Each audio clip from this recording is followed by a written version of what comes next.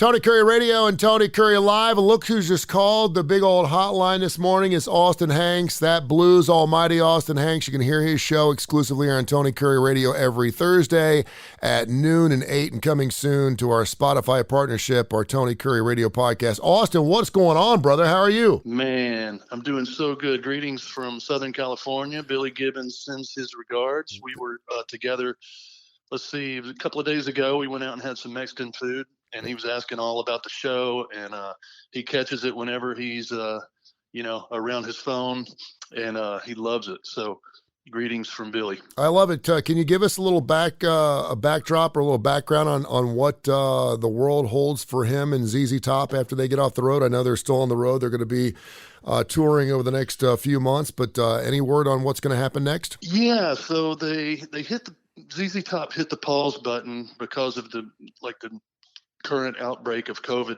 and they just didn't go for any shows in the immediate future. But they do start in April. They're going to Canada with Cheap Trick, and they're going to do all of Canada for April and May, and then they return to the States after that, and they'll just be going solid through all the way through the end of the year. Even in Europe, they're returning to Europe. So, the worst of all of it is behind us. And so they're going to get full throttle on us.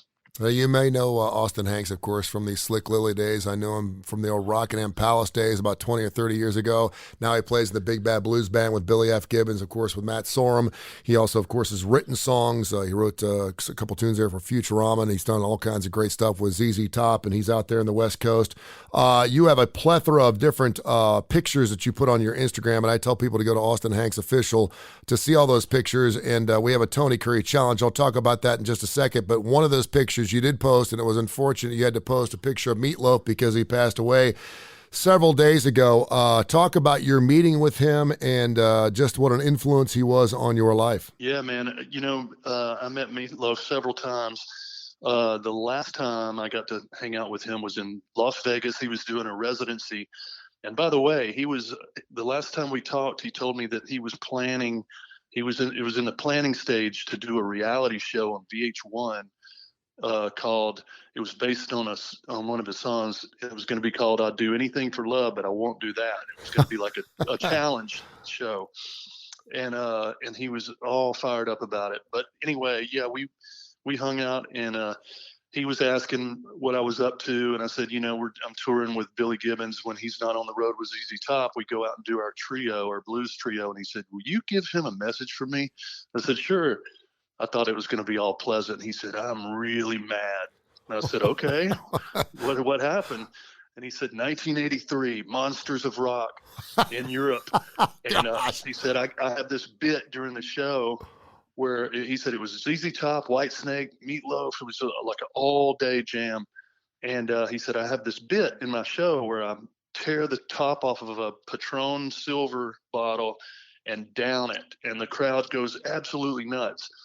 And he said, "It's just this coolest moment." And but he said, "Of course, it's water." And he said, he gets to this part, who could do that, and he gets to the part of the show where it's time to do that. He rips the top off this thing and just he's chugging it. And it's about halfway gone when he realizes it's pure silver tequila. Oh, God. And he said the crowd became blurry, everything. He's still got like 5 songs to go. And he said he looked over, and Billy, Frank, and Dusty are over on the side of the stage just howling, laughing. He said, "You tell him I'm going to get revenge. Oh, Get revenge." That's a great story. That is an awesome story. Austin Hanks.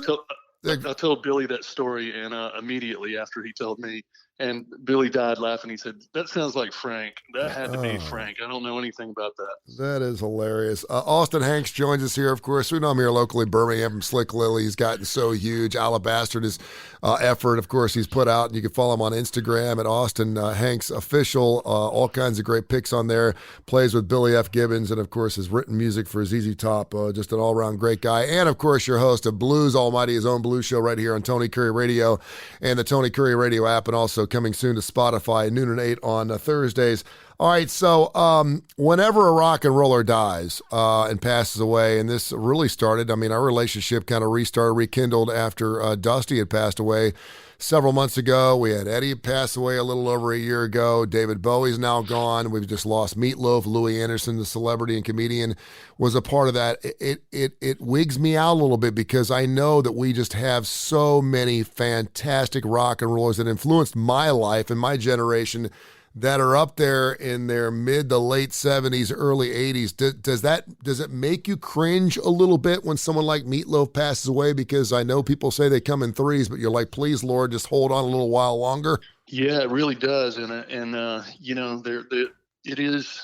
I don't know what the age group for like critical is to be like a specific time when you got to start not buying green bananas anymore, but uh, it is a sacred group of people that kind of started everything for my generation for sure. All those rockers in the '70s, they're all in that age group where they're touring less, they're putting less music out, they're being careful more, and yeah, it is cringeworthy to know that we better love it while we can, because who knows how long they'll be around. Yeah, speaking of the devil, David Lee Roth said something really un-David Lee Roth-like about 2 weeks ago. He had a residency at the House of Blues in Las Vegas. He was supposed to play a show on New Year's Eve and New Year's Day. They added like 14 more shows, and then it just got scrapped. He was posting some really bizarre, weird things on Twitter and Instagram, and he actually came out and said that if Eddie Van Halen looks in his rearview mirror, it's probably David behind him. He always said that he thought he'd be the first member of Van Halen to die, and I'm like, where is this morbid talk coming from, the 67-year-old? Have you met David Lee Roth, first of all? And second of all, your thoughts on the possibility that we've seen him for the last time? The last time he opened up a show was for Kiss back in March of 2020. So I have met David Lee Roth. I don't have a picture with him, or you could challenge me on that one. I wish I did. When I met David Lee Roth, I was very young, and it was before we all had a computer in our pocket that we could whip out and take a picture. Yeah. So unfortunately, for most of the people I've met along the way, that was the case, because my dad used to work at the Birmingham Jefferson Civic Center Coliseum as an extra job, and he worked every hockey game and every concert that came through town. So I would go with him, and I saw everybody. I saw from Parliament Funkadelics to Kiss, whoever it was that night. I was there.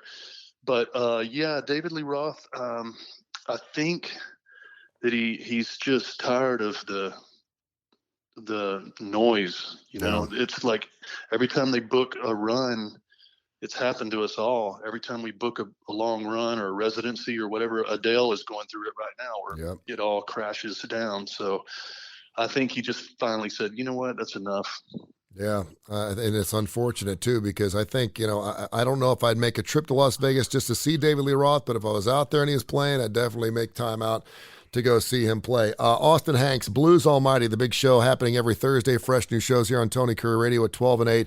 I want to know, first of all, and I know you love your blues, how do you come up with your ideas for the shows? And the music you play on that show, man, is fantastic. Every time I listened, I heard the show, and I texted you, I said, this is just nasty. There was the one with the Jason, the Scorchers, and Driving and Crying. You always throw in some of your own music from Slick Lily and certainly from Billy Gibbons' band, but just talk about Blues Almighty. So the premise of the show for me is just to explore the traditional blues while at the same time honoring the new blood, the Black Keys and people like that are coming around, and Gary Clark Jr., whoever it is. So I try to mix it up a lot and try to entertain young audiences as well as a big fan of B.B. King. So every week has sort of a theme to it, like things I grew up loving, or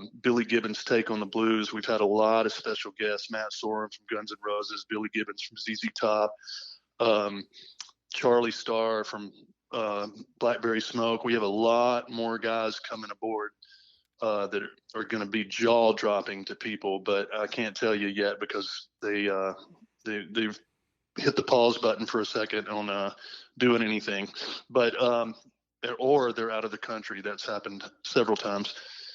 But it will happen, and it's going to be fun, and we'll get all the fun done. I'm so honored to be part of the Tony Curry Radio family. I just can't tell you.